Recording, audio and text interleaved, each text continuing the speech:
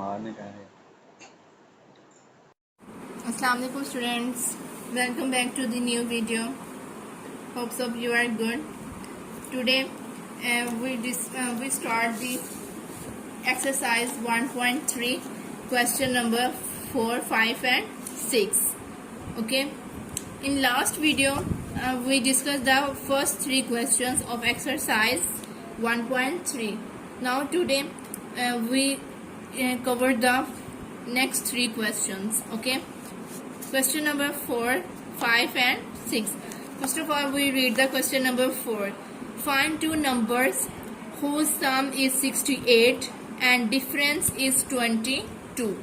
जी, question number 4 में वो क्या कह रहे हैं? Find two numbers whose sum is 68 and difference is 22. हमने दो नंबर फाइंड करने हैं. क्या करने हैं? हमें दो नंबर्स फाइंड करने हैं, कोई से दो नहीं. ठीक है, ये अब हम जब सॉल्व करेंगे ना तो हमारे पास ऑटोमेटिकली दो नंबर्स आ जाएंगे. हमने वो दो नंबर्स फाइंड करने हैं जिनका सम कितना है 68 और डिफरेंस कितना है 22.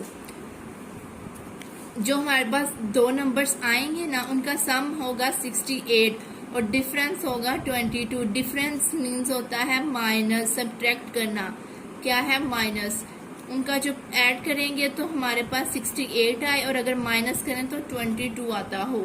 अंडरस्टैंड? ये क्या है? हमारे पास स्टेटमेंट है जो मैंने इसकी ट्रांसलेट आपको करके समझा दिया है. अब सबसे पहले हम लोगों ने लेट करना है ए और बी. दो नंबर्स हैं, हमने उनको लेट किया ए और बी को. ठीक है, are two numbers whose sum is 68 and difference is 22. फिर हम लोगों ने a प्लस बी का सम किसके इक्वल है? 68 के. a माइनस बी, इनका जो डिफरेंस है वो किसके इक्वल है? 22 के. इसी तरह फिर हम लोग कुछ इक्वेशंस बनाएंगे, देन क्वेश्चन सॉल्व करेंगे. अंडरस्टैंड? चलें हम अपना क्वेश्चन नंबर 4 क्या करते हैं? स्टार्ट करते हैं इसका सोल्यूशन. हाँ जी, ये हमारे पास क्या है? क्वेश्चन नंबर 4 है. Find two numbers whose sum is 68 and difference is 22. हमें दो नंबर्स फाइंड करने हैं जिनका सम क्या है? 68 है और डिफरेंस क्या है? 22. चलें, सबसे पहले हम लोगों ने स्टूडेंट क्या किया? लेट करना है हम लोगों ने. Let a and b two numbers. ठीक है, लिखेंगे यहाँ पे हम लोग क्या स्टूडेंट्स? लेट. उससे हम लोगों ने लेट किया है a b are two numbers. Okay, a and b are two numbers. Then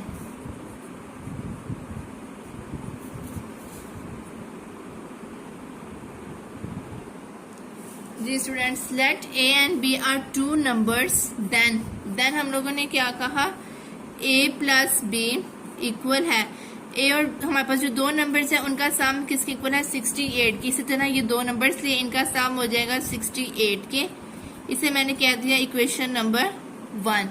इसे इक्वेशन 1 का नाम दे दिया है. अंडरस्टैंड? अब इसी तरह ए माइनस बी, इनका जो डिफरेंस है वो किसके इक्वल है? 22 के. इसको मैंने नाम दे दिया इक्वेशन नंबर 2 का. अंडरस्टैंड? अब हम लोगों ने इन इक्वेशंस को सॉल्व करना है एडिंग, क्योंकि हमने ए और बी की वैल्यूज फाइंड करनी है. जो वैल्यूज आएंगी, जो नंबर्स आएंगे वो हमने जो फाइंड करना था वो नंबर्स होंगे. अंडरस्टैंड? क्या करेंगे? Adding equation 1 and equation 2. क्या है? इक्वेशन 1 और 2 को क्या करेंगे? ऐड करेंगे. जी, ए प्लस बी इक्वल है 68 के और यहाँ पे भी a माइनस बी इक्वल है 22 के. इनको ऐड किया हम लोगों ने. ये प्लस प्लस के है तो कितना हो जाएगा? इसका भी कोफिशिएंट 1 है और इसका भी कोफिशिएंट 1 है तो ये हमारे पास हो जाएगा 2a.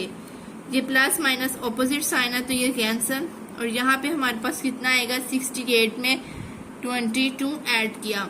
8 9 10 1 कैरी 6 7 8 और 9 कितना आ गया हमारे पास यहाँ पे स्टूडेंट? 90. ओके, अब क्या करेंगे? यहाँ पे हमने a की वैल्यू निकाल रहे हैं. 2a इक्वल है 90 के. a इक्वल हो जाएगा 90 डिवाइड 2. क्योंकि 2 यहाँ पे मल्टीप्लाई हो रहा है, इधर आएगा तो हमारे पास क्या हो जाएगा, डिवाइड हो जाएगा। जी स्टूडेंट, ये हमारे पास कैंसिल भी होता है। ये देखिए 90 डिवाइड 2, 2 1 जा 2 4 जा 8, इधर 1 कैरी किया तो 2 5 जा 10, कितना हो गया 45।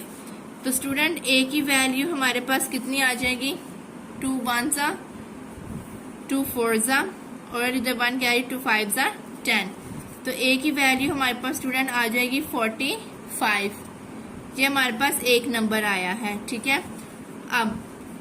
अब हम लोगों ने क्या करना है, इक्वेशन 1 और 2 इन दोनों में से किसी एक इक्वेशन में हम लोगों ने अपनी ए की वैल्यू पुट करनी है और हमारे पास बी की वैल्यू भी आ जाएगी, ठीक है।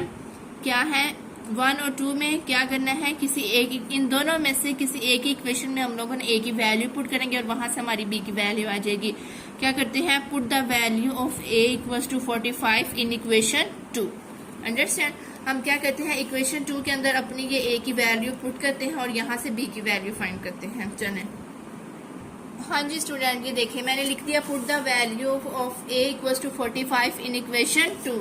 हमारे पास इक्वेशन 2 कौन सी है, ये वाली। इसके अंदर हमने क्या करना है, यहाँ पे ए है, इधर 45 लिखेंगे और यहाँ से बी की वैल्यू भी निकल आएगी। अंडरस्टैंड, चलें करते हैं। इक्वेशन 2 है हमारे पास a minus b equals to 22। A की वैल्यू क्या है student, 45 minus b equals to 22। ये देखिए यहाँ पे 45 क्या हो रहा है, प्लस हो रहा है, इस तरफ जाएगा तो माइनस हो जाएगा। तो क्या करेंगे, माइनस बी इक्वल होगा 22 माइनस 45। अंडरस्टैंड। अब प्लस माइनस माइनस है तो 45 में से 22 निकालें या 22 में से 45 निकालें, फिर साइन माइनस का ही आएगा और ये भी माइनस है, फिर माइनस माइनस आपस में कैंसिल होंगे तो हमारे पास बी की वैल्यू आ जाएगी। कैलकुलेटर पे करके देखते हैं, हमारे पास क्या है 22 माइनस 45, हमारे पास आ गया माइनस 23। कितना आया स्टूडेंट, माइनस 23। तो माइनस बी इक्वल हो जाएगा माइनस 23 के। अब ये माइनस माइनस कैंसिल हो जाता है क्योंकि ये ऑपोजिट, ये सेम साइन है। तो b इक्वल हो जाएगा 23 के। हमारे पास क्या हो गया स्टूडेंट, b की वैल्यू भी आ गई है। सो हमने जो नंबर्स फाइंड करने थे हमने वो नंबर्स फाइंड कर लिए हैं। क्या है, so 45 and 23 are required numbers. Okay, are required numbers. समझ आ गई इस क्वेश्चन को किस तरह सॉल्व करना है। देखें यहाँ पे क्वेश्चन देखें, स्टेटमेंट थी find 2 numbers whose sum is 68 and difference is 22। हम लोगों ने 2 नंबर्स फाइंड करने हैं जिनका सम 68 है और डिफरेंस कितना है 22। जी, हमने खुद से 2 नंबर्स लिए a और b और 2 नंबर्स, देन हम लोगों ने इनको सम किया, वो इक्वल था 68 को, इनका डिफरेंस लिया तो वो इक्वल था 28 का। ये 2 इक्वेशंस बन गई, इनको ऐड किया, सिंप्लीफाई किया तो एक वैल्यू हमारे पास ए की वैल्यू आ गई। अब ए की वैल्यू निकल ली, अब हम लोगों ने दूसरे नंबर निकालना था, मतलब बी की वैल्यू फाइंड करनी थी। तो इन दोनों में से किसी एक में हम लोगों ने क्या किया, ए की वैल्यू पुट की, वहां से हम लोगों ने बी की वैल्यू भी फाइंड कर दी। सो 45 एंड 23, सॉरी इधर आना है 23, 45 एंड 23 आर रिक्वायर्ड नंबर्स। ये वो नंबर्स हैं जो हम लोगों ने फाइंड करने थे। अंडरस्टैंड, ये हमारा क्वेश्चन नंबर 4 कंप्लीट हो गया है। अब नेक्स्ट है स्टूडेंट हमारे पास क्वेश्चन नंबर 5। जी, क्वेश्चन नंबर 5 में वो क्या कह रहे हैं, हम सबसे पहले उसकी स्टेटमेंट के बारे में डिस्कस करते हैं। ओके जी, क्या था क्वेश्चन नंबर 5 है, उसकी स्टेटमेंट के बारे में डिस्कस करते हैं, समझते हैं कि हमें उस स्टेटमेंट में क्या बता रहे हैं और हम लोगों ने क्या फाइंड करना है। जी, The weather in Lahore was unusually warm during the summer of 2024। वो क्या कह रहे हैं, लाहौर का जो मौसम है वो गर्मियों में आमतौर पर गर्म रहता है, ठीक है। During the summer of 2024 Lahore का जो टेम्परेचर है वो 2024 में गर्मियों में क्या रहा है, गर्म रहा है, जाहिर सी बात है गर्मियों में गर्म ही होगा। The weather is in Lahore was unusually warm during the summer of 2024। The TV news reported temperature as high as 48 degree Celsius. क्या कह रहे हैं, टीवी न्यूज में बता रहे हैं जो टेम्परेचर है वो कहाँ तक, वो कितना हाई होगा, 48 डिग्री सेल्सियस तक। बाय यूजिंग द फार्मूला, हम लोगों ने फार्मूला यूज करना है फ़ारेनहाइट का। Find the temperature as Fahrenheit scale, हम लोगों ने क्या फाइंड करना है, फ़ारेनहाइट जो टेम्परेचर है हम लोगों ने वो फाइंड करना है। अंडरस्टैंड। फार्मूला किसका यूज करेंगे, फ़ारेनहाइट्स का। ये हमें फार्मूला गिवन है, इस फार्मूले के अंदर हम लोगों ने बस ये क्या है, अपनी 48 डिग्री जो सेल्सियस की वैल्यू है वो पुट करेंगे, देन अपना क्वेश्चन सॉल्व करते हैं। बहुत ही छोटा सा है ये, ठीक है। समझ आ गई इस क्वेश्चन, इस स्टेटमेंट में क्या बता रहे हैं, बस ये बताना है कि जो टेम्परेचर फ़ारेनहाइट है 48 डिग्री सेल्सियस है, ठीक है। टेम्परेचर जितना वो टीवी में बता रहे हैं, न्यूज रिपोर्टेड है। यूजिंग फार्मूला फ़ारेनहाइट का हमने फार्मूला यूज करना है। Find the temperature as Fahrenheit scale, हमने जो टेम्परेचर है वो फ़ारेनहाइट स्केल में फाइंड करना है। अंडरस्टैंड। चलिए ये स्टार्ट करते हैं अपना क्वेश्चन नंबर 5।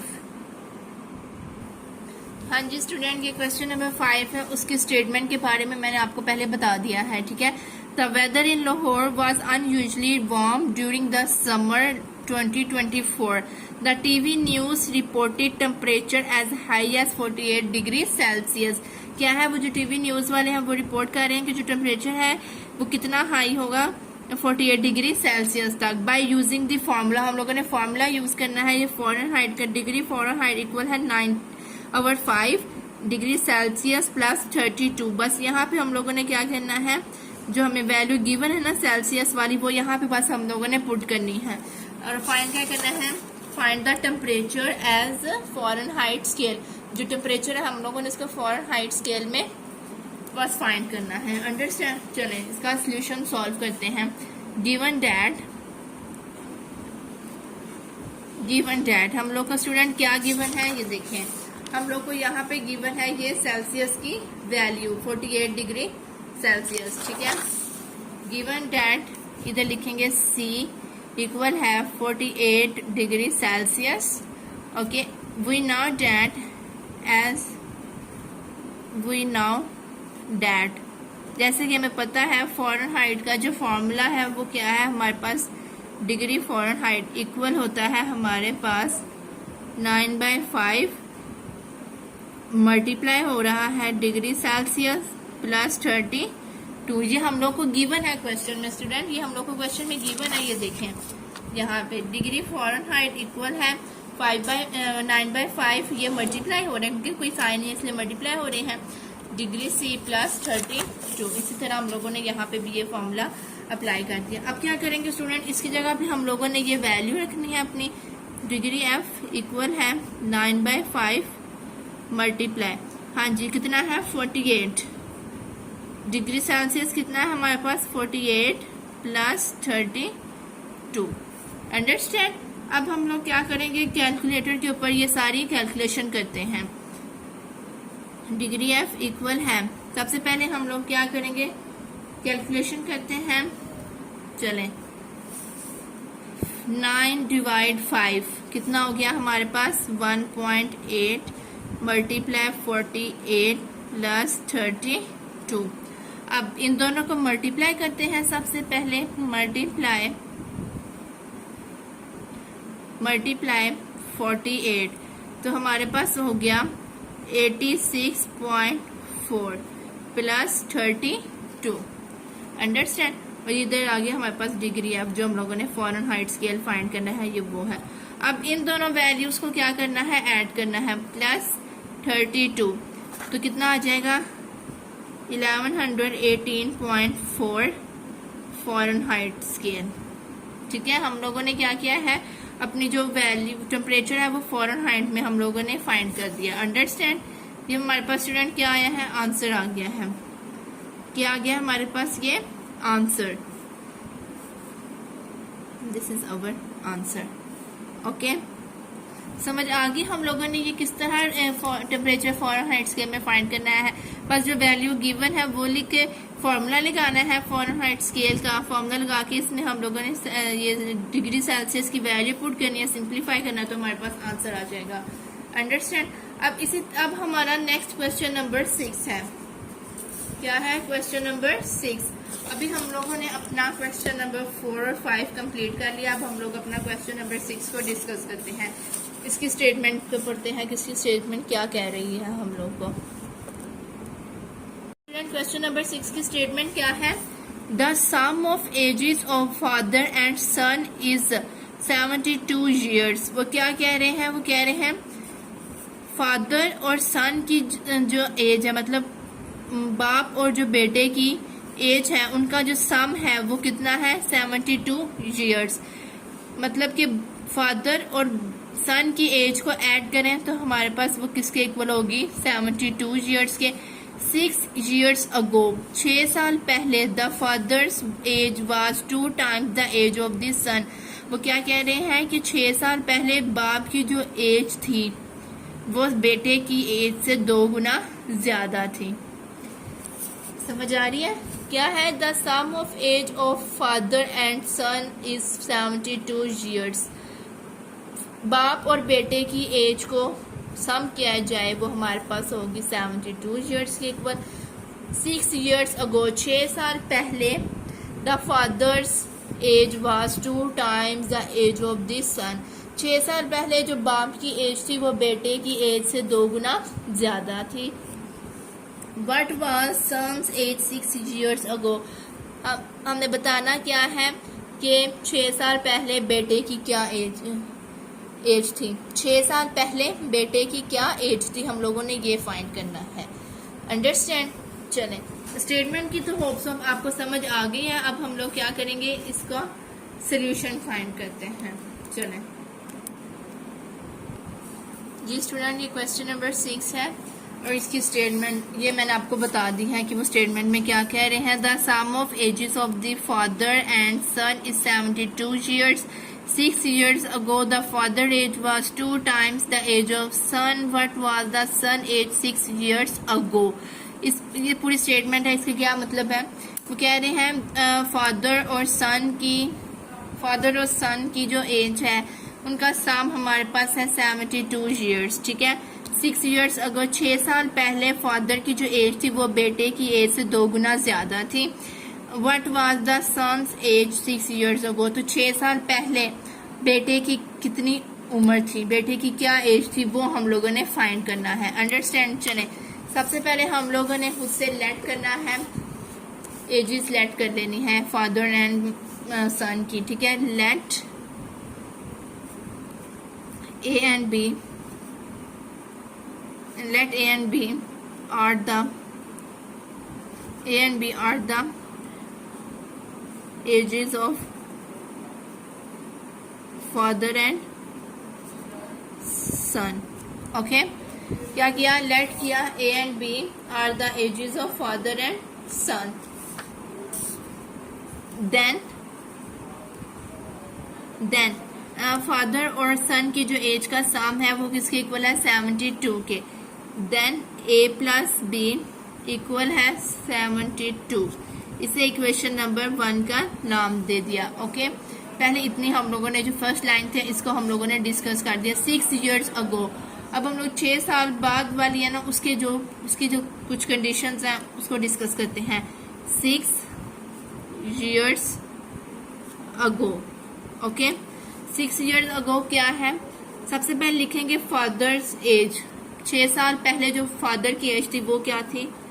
फादर्स एज वो किसके इक्वल है? फादर्स एज हमारे पास 6 साल पहले फादर एज। अच्छा, फादर की ये एज है A और सन की एज क्या है? B। क्योंककि हमें अभी एज का नहीं पता, हमने वही एज फाइंड करनी है ना। तो father's age A minus 6 equation 2। A minus 6 ये किस तरह आया है स्टूडेंट? ये देखें, A तो वो है फादर की जो एज थी हम लोगों ने लेट की। माइनस 6 मतलब कि 6 साल पहले, जब 6 साल पहले की बात है तो -6 करेंगे। ये जो अभी एज है उसमें से हम लोगों ने जो अपने 6 साल है उसको माइनस करना है ना। सपोज करें आपकी एज है 20, तो 6 साल पहले आपकी एज क्या थी, ठीक है, ये वो बात है, क्योंकि उसमें से 6 को माइनस करेंगे तो हमारे पास 6 साल जो बाद वाली जो 6 साल पहले वाली एज थी वही निकलेगी। इसी तरह हम लोगों ने ऐसे किया। अब सन्स एज क्या है वो भी ऐसे ही करेंगे। वो क्या थी हमारे पास b, तो b -6 इक्वेशन नंबर 3, इस इक्वेशन नंबर 3, ये इक्वेशन 1, 2 और 3 इक्वेशन आ गई बाय गिवन कंडीशन। अब इस क्वेश्चन में हमारे पास कंडीशन क्या है, 6 years ago the father age was 2 times the age of son। 6 साल पहले जो बाप की एज थी वो बेटे की एज से 2 गुना ज्यादा थी, हमारे पास कंडीशन है। तो क्या लिखेंगे इधर, बाय गिवन कंडीशन। जी, कंडीशन क्या है हमारे पास, अच्छा फादर की एज कितनी है, ये फादर्स एज मतलब 6 years ago में जो हमारे पास 6 साल पहले फादर की एज क्या है, वो ये जो हम लोगों ने लिखी क्वेश्चन 2 है, a -6 इक्वल है 2 मल्टीप्लाई हो रहा है b -6 के। ये क्या है, ये 2 कैसे आया, ये देखें 2 हमारे पास वो वाला 2 है जो देखो ना, बाप की जो एज थी वो बेटे की एज से 2 गुना ज्यादा थी, तो ये तो बाप की एज है और ये बेटे की एज है। बेटे की एज को हमें 2 गुना करना है बाप से, तो तब भी हमारे पास उसकी एज निकलेगी ना फादर की, तो इसलिए हम लोगों ने बेटे की एज को हम लोगों ने 2 से मल्टीप्लाई कर देना है। अंडरस्टैंड। अब a -6 इक्वल है 2b -2 6 12। अंडरस्टैंड, समझ आ गई कैसे किया हम लोगों ने। अब ये b की वैल्यू इधर आ जाएगी और जो -6 है ये यहाँ पे चला जाएगा, तो a -2b इक्वल हो जाएगा -12 + 6। मीन्स कि हमने a और b वाली वैल्यूज एक तरफ कर दी और जो सिंपल वैल्यूज है वो मैंने एक तरफ कर दी। अंडरस्टैंड, समझ आ रही है क्वेश्चन किस तरह होना है, बस थोड़ी सी समझ नहीं है बातें, बाकी इजी ही है। हाँ जी, अब यहाँ से हम लोग क्या करेंगे, अपनी कंडीशन इधर से भी हम लोग अपनी एक इक्वेशन बना रहे हैं। a -2b इक्वल हो जाएगा हमारे पास -6 इक्वेशन नंबर 4। अंडरस्टैंड। अब हम लोगों ने ये 4 इक्वेशंस यूज करनी है और इन चारों को यूज करते हुए हम लोगों ने अपनी a या b इन दोनों में से किसी एक की वैल्यू फाइंड करनी है। जब ये इन दोनों में से किसी एक की वैल्यू आ जाएगी तो फिर उस वैल्यू को हम लोगों ने फिर इन चारों में से किसी एक इक्वेशन में रखनी है, तो हमारे पास b की वैल्यू दूसरी वैल्यू भी आ जाएगी। Okay, understand. चलें, अब हम लोग क्या करते हैं, सब्ट्रैक्ट करते हैं इक्वेशन 1 फ्रॉम इक्वेशन 4। इक्वेशन 4 में से इक्वेशन 1 को क्या करते हैं, हम माइनस करते हैं। जब माइनस करेंगे तो हमारे पास b की वैल्यू आएगी इस कंडीशन में। अंडरस्टैंड। चलें, क्या करते हैं, subtract equation 1 from equation 2, sorry equation 4। चलें, हाँ जी, क्या है, इक्वेशन 1 सब्ट्रैक्ट किया इक्वेशन 1 फ्रॉम इक्वेशन 4। इक्वेशन 1 को इक्वेशन 4 में से इक्वेशन 4 को इक्वेशन 1 में से क्या किया है, माइनस करना है हम लोगों ने। जी, इक्वेशन 1 हमारे पास ये है स्टूडेंट, a + b = 72 और इक्वेशन 4 ये है a -2b = -6। 4 में से a को माइनस करना है तो मीन्स ऊपर हम लोगों ने 4 की इक्वेशन रखनी है। a -2b इक्वल है -6 के, क्या रखेंगे, a -2b इक्वल है -6 के, -6 है यहाँ पे, ठीक है। और इक्वेशन a हमारे 1 थी, a + b इक्वल है 72 के, ये देखें इक्वेशन 1 ये है, a + b = 72। अब इनको हम क्या करने लगे हैं, माइनस करने लगे हैं। माइनस में हम लोग को पता है जब हम सब्ट्रैक्ट करते हैं तो नीचे वाली जो इक्वेशन होती है उसके साइन चेंज हो जाते हैं। प्लस का था तो माइनस का, ये प्लस है तो ये भी माइनस हो जाएगा, ये भी प्लस किया तो ये माइनस हो जाएगा। अब ये प्लस माइनस माइनस कैंसिल हो गए और यहाँ पे हमारे पास क्या है, minus minus plus, minus minus plus है तो ये हो जाएगा -3b।